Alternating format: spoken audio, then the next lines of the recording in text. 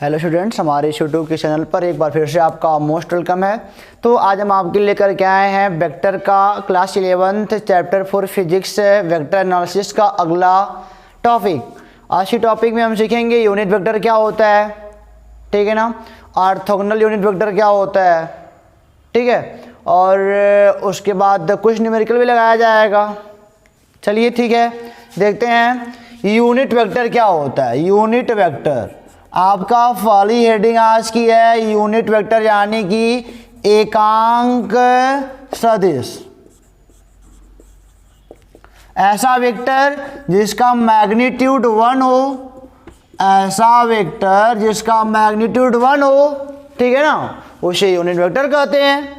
ऐसा वेक्टर जिसका मैग्नीट्यूड 1 हो उसे हम कहते हैं यूनिट वेक्टर। इसका एक ओनली वर्क है बताना हमको, क्या, डायरेक्शन बताना, ठीक है ना, डायरेक्शन को इंडिकेट करना। यूनिट वेक्टर का मतलब क्या, यही है, डायरेक्शन को इंडिकेट करना। ऐसा वेक्टर जिसका परिमाण 1 हो और जो डायरेक्शन को इंडिकेट करता हो उसे हम कहते हैं यूनिट वेक्टर।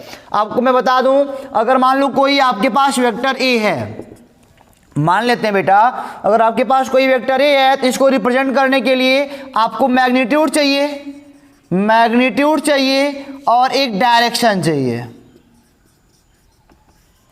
अगर आपके पास कोई वेक्टर ए है तो इसको कोई भी वेक्टर रिप्रेजेंट करने के लिए आपको क्या क्या चाहिए। अगर वेक्टर क्वांटिटी है तो मैग्नीट्यूड देना पड़ेगा आपको, एक डायरेक्शन देना पड़ेगा आपको। तो मैग्नीट्यूड, इसका मैग्नीट्यूड हो जाएगा मॉड ए, वेक्टर ए का मैग्नीट्यूड मॉड ए, और डायरेक्शन के लिए मैंने आपको बताया था ना, इसका डायरेक्शन ए कैप। डायरेक्शन के लिए क्या लगाते हैं, ए कैप। यही क्या होता है, यूनिट वेक्टर। यूनिट वेक्टर सीधे सीधे मैंने बताया आपको, किसी भी वेक्टर को रिप्रेजेंट करने के लिए आपके पास एक डायरेक्शन होना चाहिए और मैग्नीट्यूड होना चाहिए। तो मैंने देखा कि मान लिया मेरे पास कोई वेक्टर ए है, उसका मैग्नीट्यूड वेक्टर मॉड ए और डायरेक्शन के लिए ये होता है ए कैप। कैप लगाते हैं तो ए होता है यूनिट वेक्टर, यानी कि unit vector A cap is equal to vector A upon mod of vector A. ये होता है यूनिट वेक्टर का फार्मूला कि A cap is equal to vector A upon mod of vector A, modulus केवल मान बताएगा। तो आपको तो समझ में आ गया होगा, यूनिट वेक्टर बहुत छोटा सा कॉन्सेप्ट था, खत्म हो गया। लेकिन इसके बाद इसका यूज हम बढ़िया बढ़िया करेंगे, तो इसको मिटाते हैं बच्चों। आप इसको नोट कर लो कि यूनिट वेक्टर क्या होता है, that vector whose magnitude is 1 with direction is called unit vector, ठीक है ना। और इसका एक ही काम क्या है कि डायरेक्शन को इंडिकेट करना है।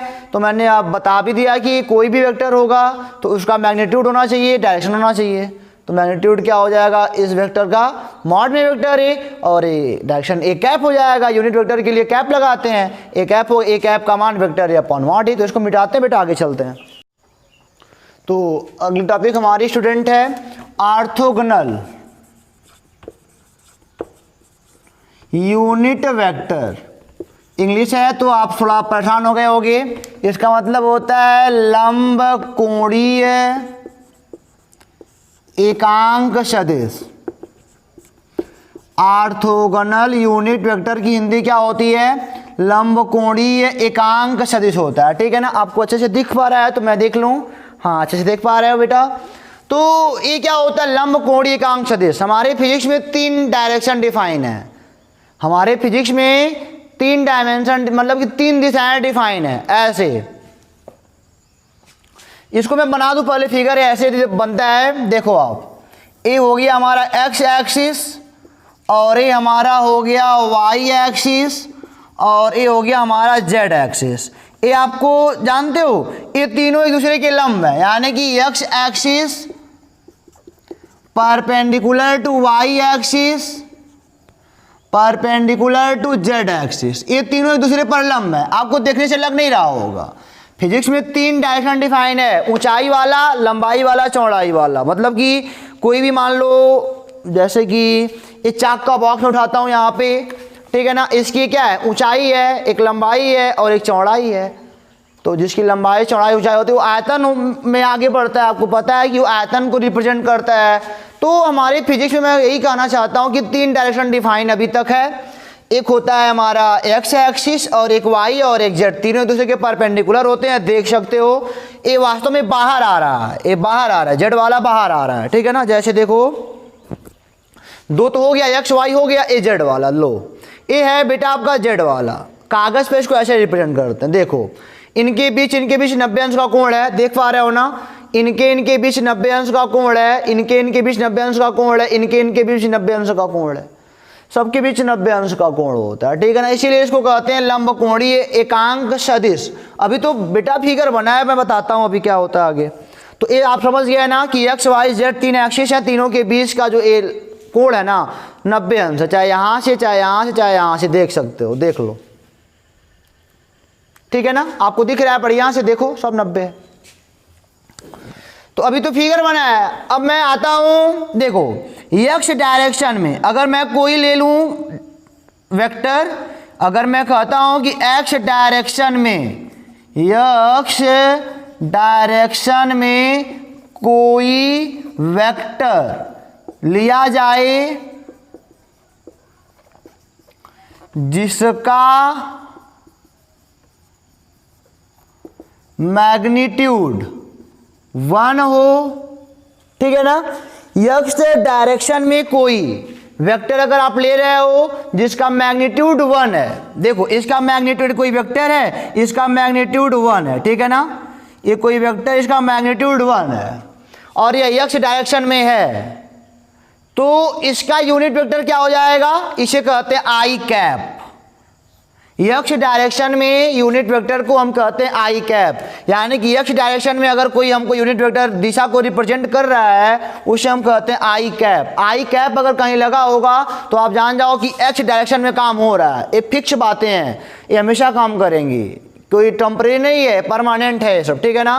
एक्स डायरेक्शन में अगर कोई यूनिट वेक्टर है तो उसको रिप्रेजेंट करते हैं आई कैप से। इसी प्रकार y वाले डायरेक्शन में कोई वेक्टर लिया जाए जिसका मैग्नीट्यूड 1 हो तो उसको रिप्रेजेंट करते हैं j कैप से, ठीक है ना।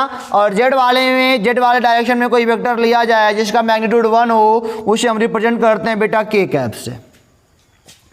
आई कैप का मॉडुलस मतलब कि मान कितना है, 1 होता है, क्योंकि एक यूनिट वेक्टर है। जे कैप का भी मान 1 होता है और ये है के कैप का मान भी कितना होता है, 1 होता है, यानी कि सबकी न्यूमेरिकल वैल्यू 1 होती है। आई कैप किस में है, एक्स डायरेक्शन में यूनिट वेक्टर, मैं लिख दे रहा हूँ आप नोट कर लेना, एक्स डायरेक्शन में यूनिट वेक्टर। अगर एक्स डायरेक्शन में कोई आपको यूनिट वेक्टर लेना होगा तो आई कैप से लिखाओगे, और जे कैप है वाई डायरेक्शन में यूनिट वेक्टर और के कैप है जेड डायरेक्शन में यूनिट वेक्टर, ठीक है। तो आपके पास फिजिक्स में बच्चों 3 दिशाएं मिलेंगी, एक एक्स वाई जेड। एक्स वाले में अगर दिशा को रिप्रेजेंट करना होगा तो आई कैप के साथ, वाई वाले में दिशा को रिप्रेजेंट करना होगा तो जे कैप के साथ, जेड वाले में दिशा को रिप्रेजेंट करना होगा तो के कैप के साथ। तो यहाँ तक अगर बात आपकी समझ में आ गई तो थोड़ा एग्जाम्पल लेके चलें, बताएं आपको। तो ये नोट कर लो आप कि आई कैप क्या है, आई कैप ये तो इसकी सभी की मॉडुलस वैल्यू 1 है, चूंकि सब यूनिट वेक्टर हैं तो उसका मैग्नीट्यूड तो 1 ही होगा ना। तो इसको मिटा के इसको पहले नोट कर लो आप कि फिजिक्स में 3 डायरेक्शन है, ए लंबकोणीय सदिश है, ये सभी क्या है, आर्थोगोनल यूनिट वेक्टर है। ये तीनों क्या है, orthogonal unit vector, orthogonal unit vector, या परपेंडिकुलर भी कह सकते हो, परपेंडिकुलर यूनिट वेक्टर कह सकते हो, VECTOR। तो यहां तक आपको बात समझ में आई गई होगी। आगे चलते हैं, इसको मिटाते हैं। तो यही होता है, आई cap j cap k cap तीनों बताते हैं डायरेक्शन। आई कैप बताता है एक्स डायरेक्शन को, जे कैप बताता है वाई डायरेक्शन को, के कैप बताता है जेड वाले डायरेक्शन को, ठीक है ना। चलो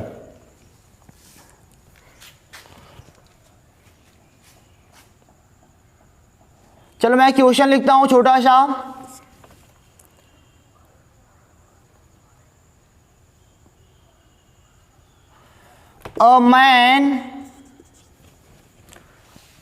A man's displacement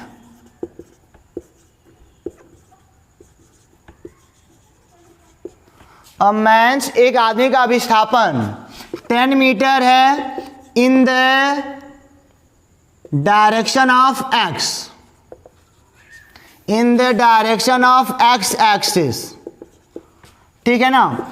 रिप्रेजेंट मतलब कि एक आदमी का डिस्प्लेसमेंट, चूंकि एक वेक्टर क्वांटिटी है, एक आदमी का जो डिस्प्लेसमेंट है 10 मीटर है एक्स एक्सिस में। अब पूरा पश्चिम नहीं करना, अब एक्स वाई जेड पढ़ना है। तो मैंने बोला इसको represent REPRESENT, represent its in a vector form. ठीक है ना। एक क्वेश्चन आपको मैंने दे दिया कि एक मैन का विस्थापन है 10 मीटर एक्स एक्सिस में, तो आप उसको बताओ, रिप्रेजेंट करो किसमें, वेक्टर फॉर्म में रिप्रेजेंट करो। तो क्या बोलोगे, वेक्टर एस, विस्थापन वेक्टर एस बराबर 10, किधर है, डायरेक्शन किधर, एक्स एक्सिस की ओर, एक्स एक्सिस की ओर, तो क्या लेते हो आप, आई कैप लेते हो। लो हो गया, रिप्रेजेंट हो गया, आइए समझ में ना। तो इस प्रकार रिप्रेजेंट करते हैं इसको। तो ये होता है ऑर्थोगोनल का फायदा। अब एक्स वाई जेड आपने पढ़ लिया तो यही सब मिलेगा आपको। मैंने क्या क्वेश्चन दिया, a man displacement 10 metre in the direction of X axis. X axis में एक आदमी का विस्थापन 10 मीटर है, represent its in a vector form, तो S is equal to 10 I cap. I cap का मतलब क्या कि आदमी का विस्थापन केवल 10 मीटर है एक्स वाले एक्सिस में, बस।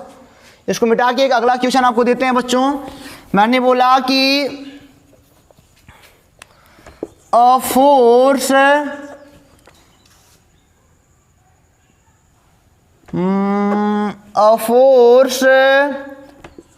of an object applied, एक फोर्स मतलब कि एक ऑब्जेक्ट पर अप्लाई किया गया है 10 न्यूटन इन एक्स एक्सिस, ठीक है ना, 15 न्यूटन इन वाई एक्सिस, और हाँ बस इतना ही रहने दो, अभी आगे फिर चलते हैं। Represent its in vector form,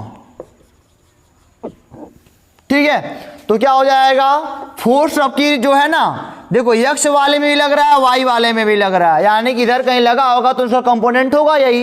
x वाले में फोर्स लग रहा है, वाई वाले में, यानी कि वेक्टर एफ बराबर एक्स वाले में कितना लग रहा है 10 न्यूटन, तो 10 एक्स वाले का डायरेक्शन क्या होता है आई कैप, 10 आई कैप प्लस, और वाई वाले में कितना लग रहा है 15 न्यूटन का, तो ये क्या हो जाएगा 15, और वाई वाले का डायरेक्शन जे कैप होता है, ठीक है ना। यहाँ पे माइनस भी बेटा आ सकता है, जब यहाँ पे देगा कि वाई एक्सिस के नेगेटिव में, इसके नीचे, एक्स वाला इसके नीचे, और जेड का नेगेटिव पीछे मिलेगा। एक्स का नेगेटिव इधर मिलेगा, वाई का नेगेटिव इधर मिलेगा, और जेड का पीछे मिलता है, ठीक है ना। तो नेगेटिव रहेगा तो नेगेटिव भी लगाएंगे, लेकिन जो कह रहा है वही हम लोग कर रहे हैं। A force of an object applied 10 newton in X axis and 15 newton in Y axis represent its in vector form, तो यही होता है, ठीक है ना।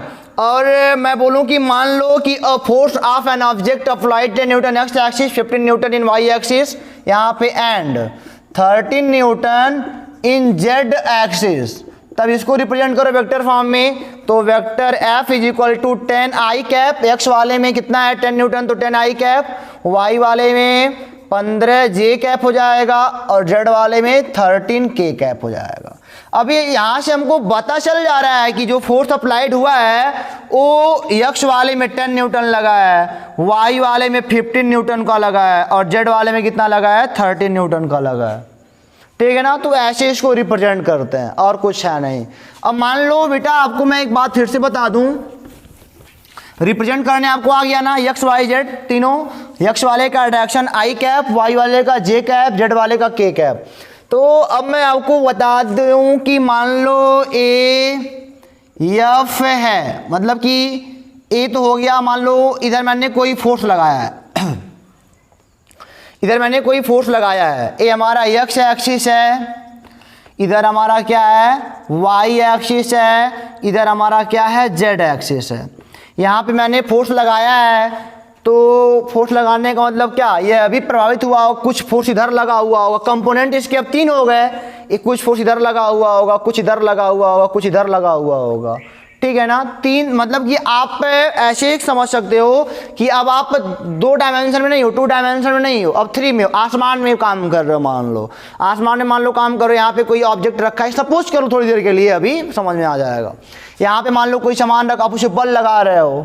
बल लगाने का मतलब क्या, अब इधर भी लग रहा है, ऊपर भी लग रहा है, नीचे भी लग रहा है, उधर भी लग रहा है, मतलब कि 3 डायमेंशन में आप आ गए हो। इस वाले फिगर में आप काम कर रहे हो, मतलब कि ऐसी वस्तु पर काम कर रहे हो जहाँ पे 3 डायमेंशन दिख रहा है, लंबाई चौड़ाई ऊंचाई दिख रही है। तो इधर कितना फोर्स हो जाएगा, एक फोर्स 3 भागों में बंट जाएगा। जिस प्रकार हमारा 2 डायमेंशन में फोर्स 2 भागों में बढ़ता था, उसी प्रकार यहाँ पे 3 भागों में बटेगा। यानी कि इधर कितना हो जाएगा, Fx हो जाएगा, इधर कितना हो जाएगा, Fy हो जाएगा, इधर कितना हो जाएगा, Fz हो जाएगा। तो वेक्टर F बराबर टोटल क्या हो जाएगा, Fx में कुछ लगा, Fy में कुछ लगा और Fz में कुछ लगा, ठीक है ना। लेकिन अब ये सही नहीं है। Fx यानी कि यहाँ पे क्या लिखना पड़ेगा आपको, आई कैप लिखना पड़ेगा। ये हो जाएगा J कैप और ये क्या हो जाएगा, K कैप। यानी कि वेक्टर F बराबर Fx वाला पोर्शन x वाले डायरेक्शन में लगा है, आई कैप बता रहा है, और J कैप क्या बता रहा है कि F में से कुछ भाग Fy y में लगा है, और F में से कुछ भाग K क्या बता रहा है कि Z की ओर लगा है। इसे हम कहते हैं Cartesian form, Cartesian form of a vector. इसको आप बढ़िया से मेंटेन कर लो कि इसे क्या बोलते हैं, एक वेक्टर का कार्टेशियन फॉर्म में होता है कि x y z जब तीनों को रिप्रेजेंट करते हो तो वही क्या होता है कि कार्टेशियन फॉर्म होता है वेक्टर का। जैसे मान लो इनको ऐसे भी लिख सकते हो, कोई वेक्टर a है, ax i cap plus ay j cap plus az k cap, इसे हम बोलते हैं कार्टेशियन फॉर्म, ठीक है ना। इसे भी क्वेश्चन मिलेगा, कोई आपको क्वेश्चन ऐसे मिलेगा जैसे कि दे देगा क्वेश्चन, कहेगा इसको कार्टेशियन फॉर्म में व्यक्त करो, तो ऐसे ही करेंगे। या तो कहेगा ऑर्थोगोनल में करो तब भी यही, वेक्टर में कहेगा तब भी यही, सारी बात यही है। बस यहाँ पे इसका नाम हमने क्या कह दिया कि Cartesian form of a vector होता है यही, ठीक है ना। अगर आप कोई भी वेक्टर क्वांटिटी है, तीनों दिशाओं में काम कर रहा है एक्स वाई जेड में, तो Fx i cap, Fy j cap, Fz k cap, तीनों लग गया, i j k मिल गया ना। कैप कभी मत भूलना, कैप हमेशा लगाना है। मैं भूल जाऊं कभी जल्दीबाजी में तो वहाँ पे सॉरी बोलता हूँ, लेकिन आपको कैप हमेशा लगाना है। कैप हमारा डायरेक्शन बताता, नहीं तो आप गलत कर जाओगे, ठीक है ना। कुछ टीचर ऐसे गुस्सैल होते हैं कि गलती कर देते हैं, मेरे साथ ऐसा हुआ है, लेकिन फिर भी मैं ऐसा कुछ नहीं करने वाला। लेकिन आप कैप मत भूलना, बढ़िया से रखने, अपने आप पास रख लो उसको। तो इसको मिटाते हैं, कार्टेशियन फॉर्म हो गया ना तीनों का, मतलब कि एक का 3 डायरेक्शन में कार्टेशियन फॉर्म होता है। इसको मिटा के आगे चलते हैं। अब अपनी अगली टॉपिक है स्टूडेंट, मैग्नीट्यूड ऑफ कार्टेशियन बोलते हैं, Cartesian form of a vector, मतलब कि एक वेक्टर का जो कार्टेशियन फॉर्म में है उसका मैग्नीट्यूड कितना होता है। तो मान लेते हैं बच्चों, ए मान लो ax है, ए मान लो ay है, इसका रिजल्टेंट मैं पूछूं कितना होगा तो कहोगे सर a ऐसे जाएगा। कैसे पता चला कि मैंने इसका एक पैरेललोग्राम खींचा, फिर मैंने इसके पैरेललोग्राम का इस दोनों पॉइंट कॉमन था, इससे एक डायगोनल बनाया। डायगोनली क्या होता है कि वेक्टर a बराबर क्या होता है, ax प्लस ay होता है। मैं इनका मैग्नीट्यूड पूछूं तो आपने मतलब कि इसका मान मैं पूछूं तो आप ये भी पढ़े हो रिजल्टेंट के लिए, r का स्क्वायर बराबर a का स्क्वायर प्लस b का square plus 2ab cos theta. यहाँ पे तो हमेशा 90 ही होगा, cos 90 का मान 0 होता है, यानी कि r का स्क्वायर बराबर a का स्क्वायर प्लस b का स्क्वायर। यहाँ पे क्या हो जाएगा, वही वेक्टर a का स्क्वायर बराबर क्या हो जाएगा, ax का स्क्वायर प्लस ay का स्क्वायर, यानी कि वेक्टर a का मान कितना हो जाएगा, रूट में ax का स्क्वायर प्लस ay का स्क्वायर। आप इस पे पीछे वाले वीडियो में भी बहुत ज़्यादा चर्चा किए हो क्या कि इसका रिजल्टेंट क्या होगा। सीधे तुम जानते हो कि इसका रिजल्टेंट जो वैल्यू होगा ay होगा, यहाँ पे ax का स्क्वायर प्लस ay का स्क्वायर होगा, ठीक है ना। क्योंकि एक राइट एंगल बना रहा है तो इसलिए यहाँ पे सीधे यहाँ पे हो जाता है, तो 90 होता है। 3 के लिए मैं बात कर दूं, मान लो यहाँ पे तीसरा मैं इंक्लूड कर दूं, ऐसे az भी इंक्लूड कर दूं तो क्या हो जाएगा यहाँ पे, मैं इसको मिटा देता हूँ, अब छोड़ो इनकी कहानी छोड़ो। अब यहाँ पे एक लोग और जुड़ जाएंगे, जो मैग्नीट्यूड मतलब कि जो इनका रिजल्टेंट होगा, एक लोग और जुड़ जाएंगे। अब सबके बीच का कोण 90-90 है, तो इसको दो दो को निकाल के बताया गया है। मैं सीधे बताता हूँ आपको कि रूट में ax का स्क्वायर प्लस ay का स्क्वायर प्लस az का स्क्वायर, जैसे इसका मॉड वैल्यू है, मॉडुलस वैल्यू है इसका। जैसे जब हमारे पास दो लोग थे तो मॉडुलस वैल्यू क्या आता था, रूट में ax का स्क्वायर प्लस ay का स्क्वायर।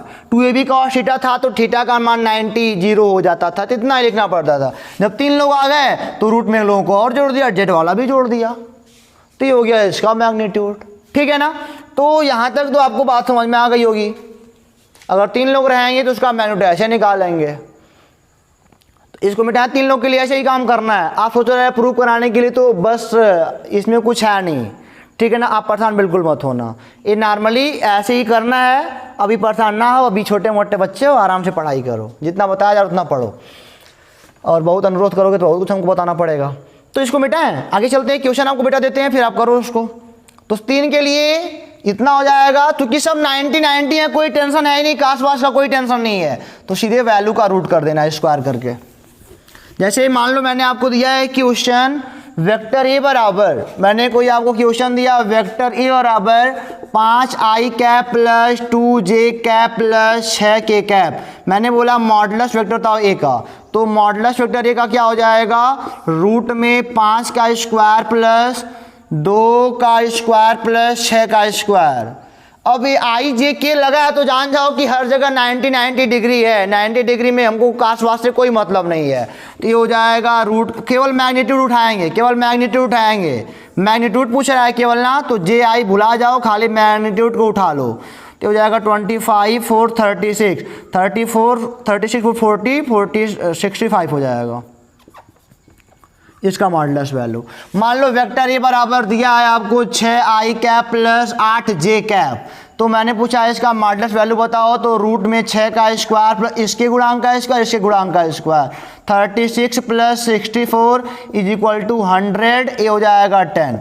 यानी कि modulus value of vector A कितना आ जाएगा, 10 आएगा, केवल वैल्यू बता रहा है। ठीक है ना, तो ऐसे हमने सीख लिया यूनिट वेक्टर क्या होता है, बताता क्या है। यूनिट वेक्टर का काम केवल है डायरेक्शन को बताना। हमने सीखा ऑर्थोगोनल यूनिट वेक्टर क्या होता है, आई जे के कैप, तीनों ऑर्थोगोनल यूनिट वेक्टर है। ठीक है ना, आई cap j cap k cap. और ये क्या हो गया हमारा कार्टेशियन फॉर्म में हमने भी सीखा मैग्नीट्यूड को ऐसे निकाला जाता है। अब थोड़ा मोड़ा बढ़िया बढ़िया क्वेश्चन कर लेते हैं, फिर इसको पहले मिटाने का मौका दो, फिर अगला बढ़िया बढ़िया क्वेश्चन करेंगे, मज़ा आएगा। तो इसको मिटाते हैं पहले।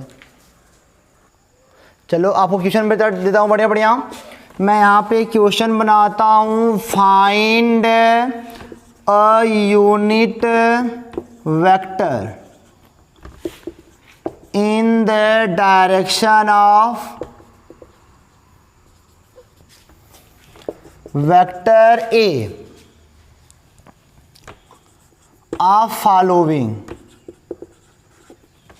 पहला मान लो मैंने दिया आई कैप जे कैप, दूसरा आई cap plus j cap plus के कैप, तीसरा 2i cap plus 3j cap minus 2k cap, चौथा मैं दे दूँ आई cap minus j cap plus 3k cap. तो मैंने क्या कहा, find a unit vector in the direction of vector A of following.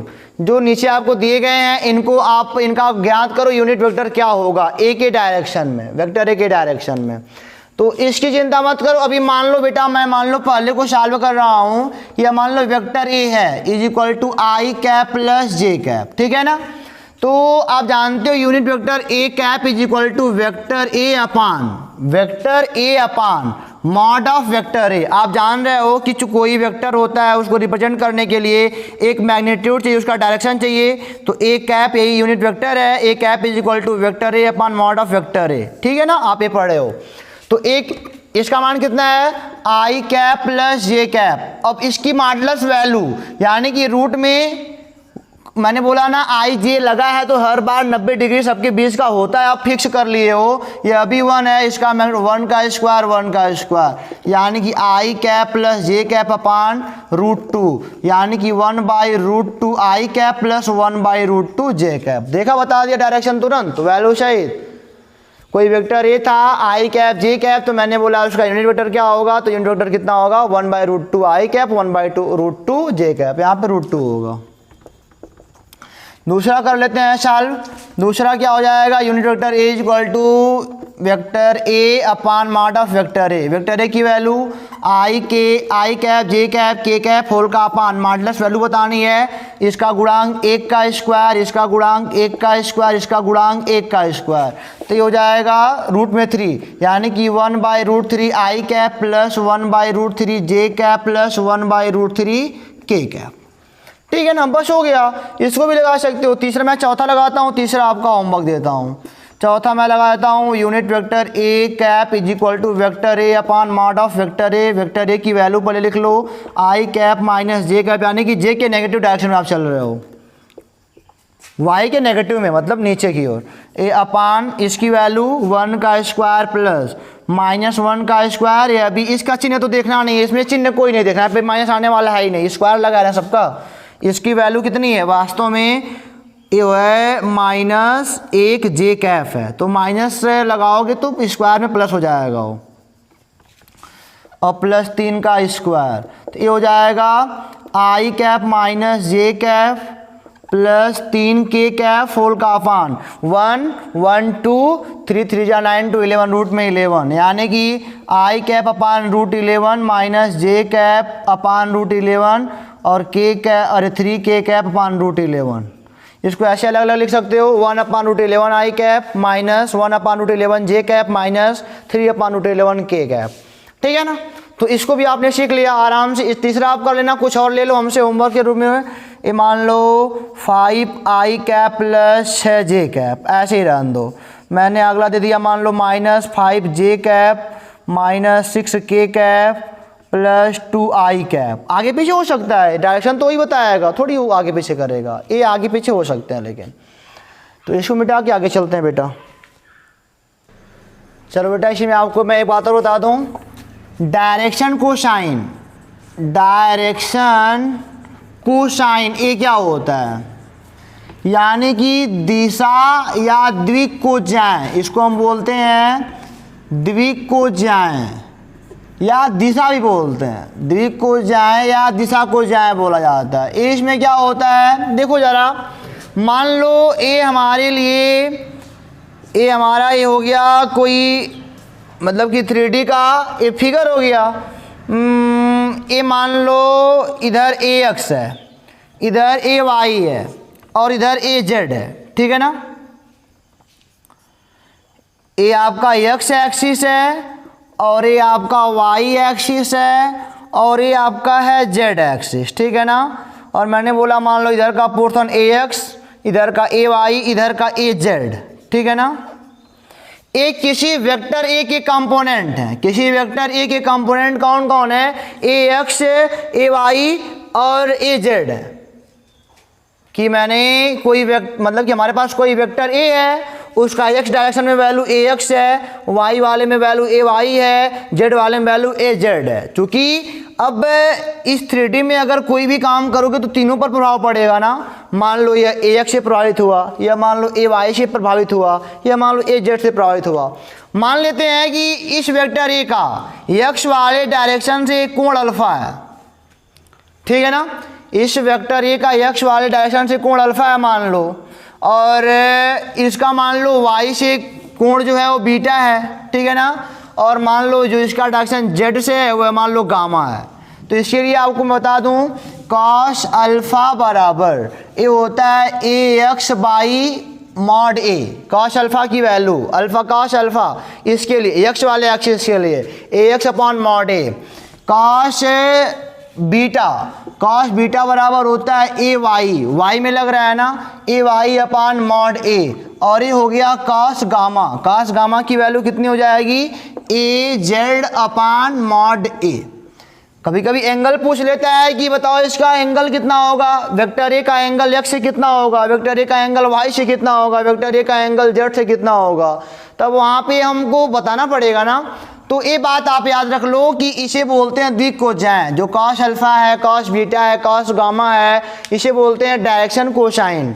अब मैं बोलता हूँ ये मान लो समीकरण नंबर 1 है, समीकरण नंबर 2 है, मान लो समीकरण नंबर 3 है।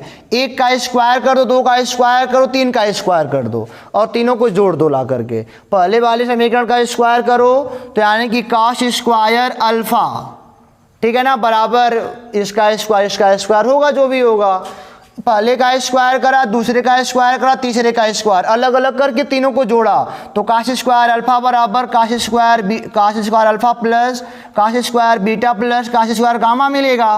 ये हो जाएगा ए एक्स अपान इसका स्क्वायर प्लस ये हो जाएगा a y upon mod of a का square plus a z upon mod of a का स्क्वायर। ये देख रहे हो, ये हो जाएगा ए एक्स का स्क्वायर प्लस ए वाई का स्क्वायर प्लस ए जेड का स्क्वायर। इनका जो तो वैल्यू है तो स्क्वायर के बराबर ही आएगा। ये हो गया काश square alpha plus cos square beta plus cos square gamma. अब जानते हो ना आप कि जो मॉडुलस वैल्यू ऑफ ए होता है वह होता है A x plus A x का स्क्वायर प्लस ए वाई का स्क्वायर प्लस ए जेड का स्क्वायर। यही तो होता है मॉडुलस वैल्यू। किन्हीं तीन दिशाओं के लिए अगर हमारे पास मैं बोलूं कि ऑर्थोगोनल वाले में आ जाओ यूनिट वेक्टर में, तो अगर तीन दिशाएं वहाँ पे होंगी तो किसी भी वेक्टर का जो मॉडुलस वैल्यू आएगा वह रूट में ए एक्स का स्क्वायर प्लस ए वाई का स्क्वायर प्लस ए जेड का स्क्वायर, तीन दिशाओं के लिए दोनों पक्षों का स्क्वायर करोगे तो ए पाओगे आप। ए इसका रूट हट जाएगा, a x square A Y square A z का स्क्वायर, यानी कि इसकी जगह पे मैं क्या पा जाऊंगा मॉडुलस ए का स्क्वायर अपान मॉडुलस ए का स्क्वायर। तो हमको एक बात मिल जाएगी cos square alpha plus cos square beta plus cos square gamma is equal to क्या होता है 1 होता है। तो आप ये बात मेंटेन कर लो अपने माइंड में फिर से कि द्विकोजाओं का स्क्वायर का योगफल हमेशा 1 आता है। द्विकोजाओं का स्क्वायर का अलग अलग योगफल हमेशा कितना आता है 1 आता है। अल्फा बीटा और गामा क्या है यहाँ पे द्विकोजाएं हैं जो कि डायरेक्शन को डिनोट करते हैं। यहाँ पे द्विकोजाएं कौन है, alpha beta gamma are direction cosines. नहीं ये केवल डायरेक्शन है, cos alpha cos beta cos gamma तभी तो कोसाइन कह पाओगे। Cos alpha cos beta cos gamma are direction cosines. Cosines मतलब क्या, कॉस के साथ, यानी कि उसकी हिंदी कोज्या होती है। तो ये हो गया द्विकोज्या। मैं एक सवाल लगा दूं यहाँ पे फिर से एक बार, एक सवाल लिख लो जरा आराम से, आप इसको नोट कर लो जरूर एक बार, मैं हट जाता हूं।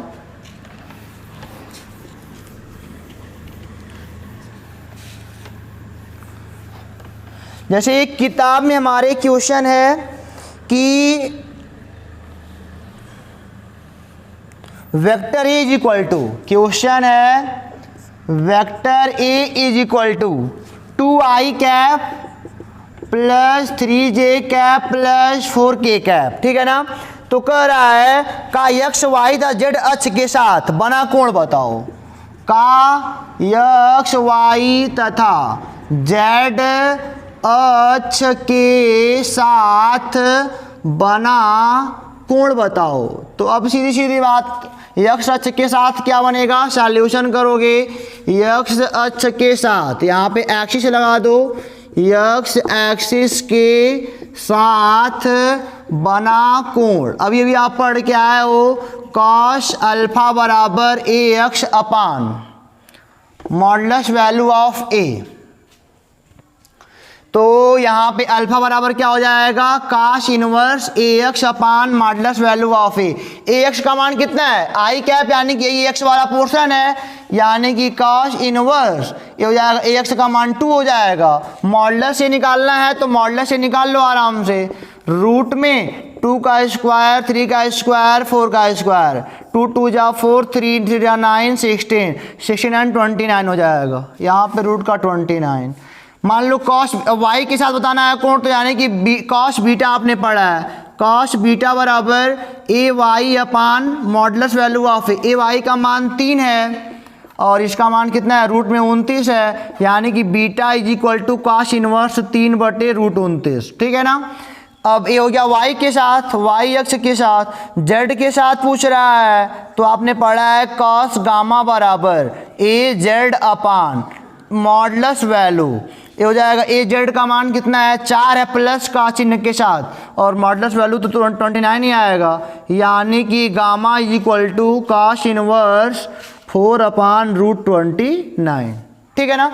इस प्रकार हमारे क्वेश्चन सारे लग जाएंगे, कुछ भी पूछेगा आराम से सारा काम कर लोगे।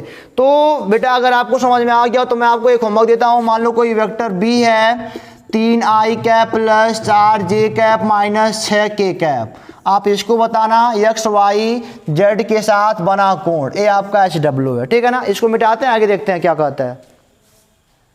तो स्टूडेंट आपसे मैं मुश्किल से 10 मिनट और लूँगा, आराम से देखो। मान लिया ऐसे कोई क्वेश्चन दे दिया कि वेक्टर ए बराबर मान लो 10i cap plus 2j cap plus 3k cap, vector B बराबर मान लो दे दिया 11i cap minus 1j cap plus ले लो अभी 2k कैप।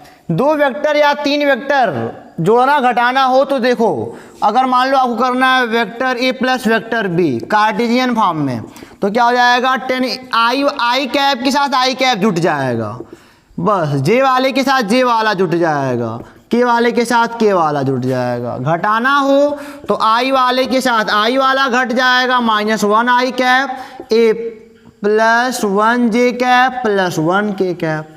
तो आराम से कर सकते हो सब काम, आराम से कर। 3 लोग होंगे, 3 लोग को जोड़ा जाएगा, i में i जुटेगा, j में j, k में k, बस आपको ये ध्यान देना है, ठीक है ना।